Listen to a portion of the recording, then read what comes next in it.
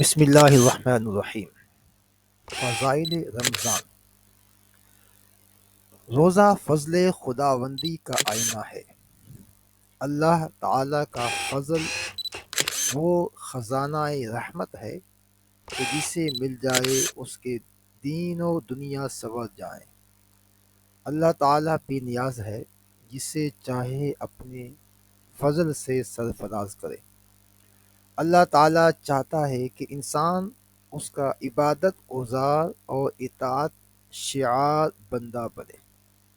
چنانچہ اللہ تعالی نے انسان میں صفات بندگی پیدا کرنے کے لیے تحفتاً کچھ فرائض حضرت انسان کے ذمہ لگائے ہیں۔ روزہ بھی انہی فرائض میں سے ایک ہے۔ روزہ روح کی غذا ہے۔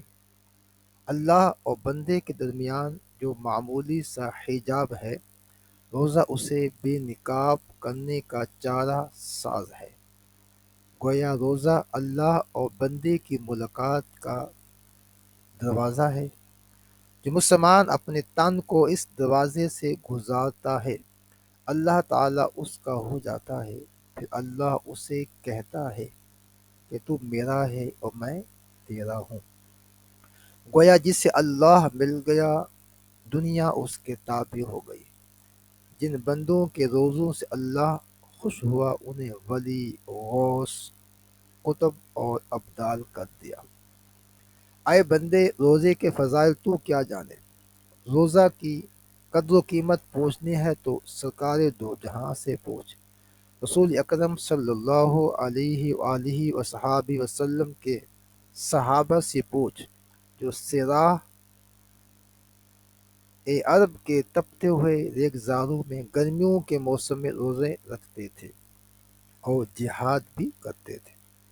اللہ تعالیٰ ان کی نمازوں اور اعمال صالح سے اتنا خوش ہوا کہ قرآن مجید میں اس آیت مبارکہ کا نزول ہوا کہ اللہ ان سے راضی ہوا، وہ اللہ سے راضی ہو گئے۔ رضی اللہ عنہ ورضوا عنہ۔ روزہ عشق مصطفیٰ صلی اللہ علیہ وآلہ وسلم کا زینہ ہے، حتیٰ کہ روزہ کی بدولت کئی اولیاء کو ولایت ملی۔ اس لیے حضرت جنید بغدادی رحمۃ اللہ تعالی علیہ فرمایا کرتے تھے کہ روزہ آدھی طریقت ہے۔ چنانچہ سالکان حق و صداقت روزہ ہی کے ذریعے اپنے مالک و خالق کو خوش کرنے میں لگے رہتے ہیں اور رضا الہی حاصل کرتے ہیں۔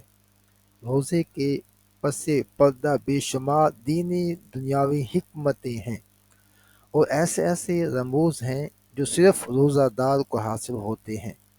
اسی لیے اللہ کے محبوب بندے کثرت سے نفلی روزے رکھ کر فضل ربانی تلاش کرتے ہیں۔ یہی وجہ ہے ملت اسلامیہ پر روزہ فرض کر دیا گیا ہے۔